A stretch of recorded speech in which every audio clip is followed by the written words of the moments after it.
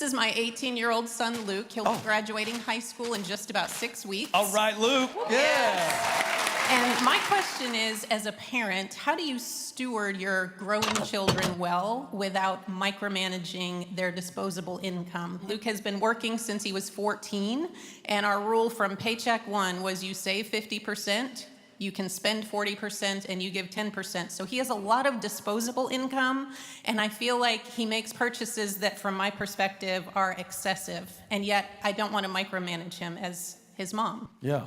Well, you kind of sort of answered your question in that last statement.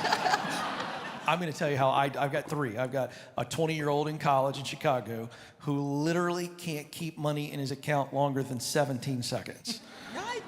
Then I've got a middle son who has $3,000 in his account and won't spend it on anything. And then I have a daughter who's 17 who's just like the 20-year-old. One of the things that I've had to, just as a dad, to learn is I can teach, I can show and model, and then I can console when they're broke. And this is not my wife's natural path.